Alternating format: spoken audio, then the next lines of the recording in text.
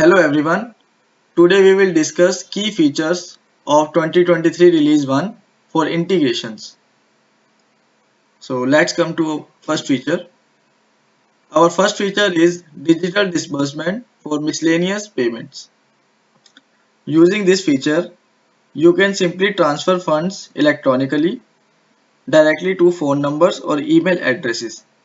And the main benefit of using this is that you do not require any information of the recipient bank account number. If you choose not to use this option, you might not be able to take advantage of this key feature. So let's see how to configure this. Search maintain payment type task in your tenant. Hit add icon here and enter payment type name. You can enter whatever name you want. I am giving it as digital disbursement and select payment method from here. You see one option digital disbursement. Select this and hit OK. Now you need to search one more task, edit bank routing rule, and here add one payment type. You can select one payment type here which we just added in maintain payment types. You can select digital disbursement here. You might need to enter bank details as well. So this is how we configure digital disbursement. And one more thing is there. You can use this feature only for miscellaneous payments. This feature adds more flexibility and convenience for miscellaneous payment requests and also reduces paperwork. So let's come to our second feature, that is payment purpose codes for supplier payments. Creating payment purpose codes for supplier payment can be useful in tracking the cross-border transactions. Payment purpose codes provide a standardized way to classify the reason for a payment, which can be helpful in tracking and analyzing payment data. You can also inactivate a payment purpose code, that is, if a payment purpose code is no longer relevant or needed, it can be deactivated without affecting any past transactions. This can be helpful in keeping payment purpose codes organized and relevant to the company's current need. Now let's see how we can configure this in tenant. So you need to search edit tenant setup financial task in your tenant and enable payment purpose code checkbox in the settlement and bank account options. Hit OK. Now you need to search one more task, which is maintain payment purpose codes. Hit add icon here. Add a purpose code here. Add a purpose code whatever you want. Add a description why you are making the payment. I am just copy pasting it. Add your country. I am adding India. You can add whatever you want. Now you have two options here, originating country or receiving country. You can select both of them or you can select either of them. It totally depends on your requirement. Select originating country checkbox if this code is applicable to the payment that is originated from that country, or select receiving country checkbox for a payment code if this code is applicable to the payment received in that country. Hit OK. You can also use EIB option to bulk upload payment purpose codes. Thank you. That's all from this feature. Now let's come to our third feature, that is complete phone number field for CCW. Including a country code when providing a phone number ensures that the number is entered in the correct format for international callings. By including the country code, you can make sure that the phone number can be used for both local as well as international communications.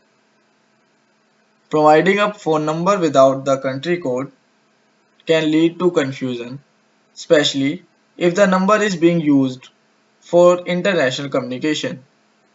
Including the country code helps to avoid this confusion and ensures that the phone number can be used correctly.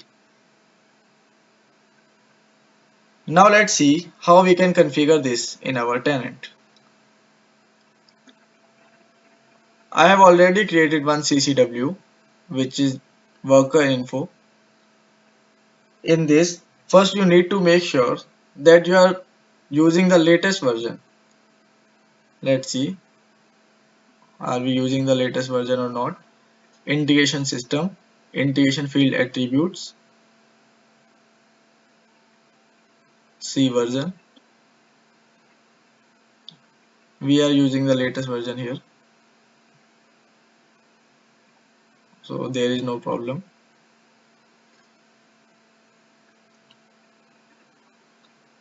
Now go to integration system, integration field attributes.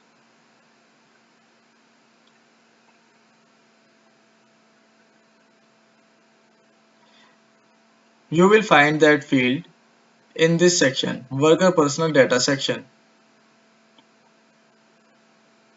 Click on phone data. Please make sure that you have enabled phone data so that you can find that field easily. You can see complete phone number field is coming here. You just need to select this field and hit OK.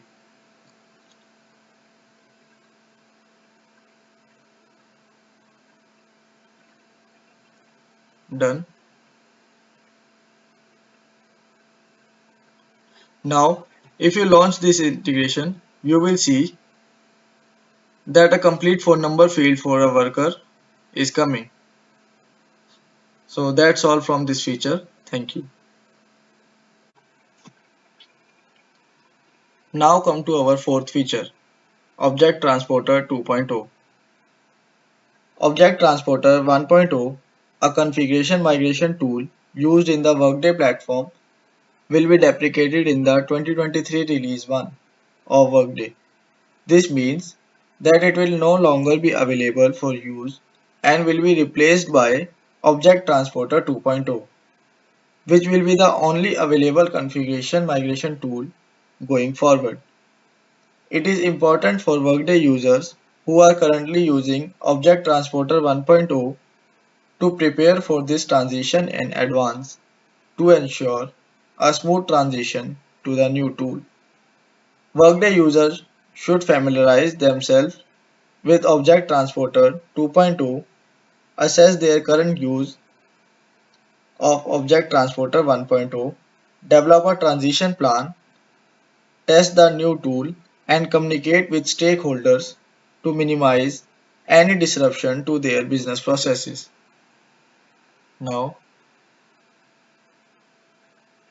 let's see how we can configure this. In the tenant, search Create Configuration Package. Give name to your configuration package. Select package version here,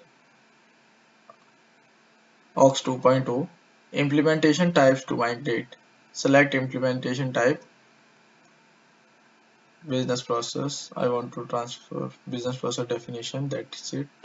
Hit OK. Now you need to add instances here.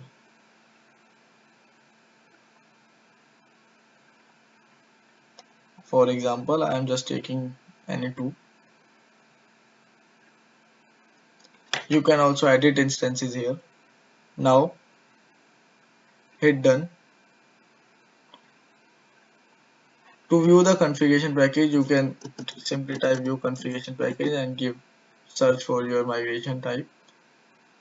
Now search create security configuration package task in your tenant. Give it a name.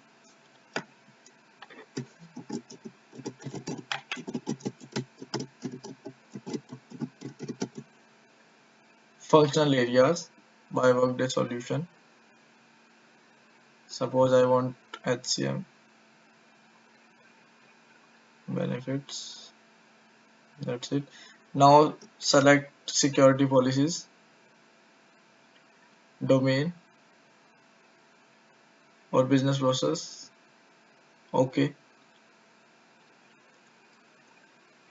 Hit OK. So this is how you configure security configuration package and configure configuration packages. So that's all from this feature. Thank you.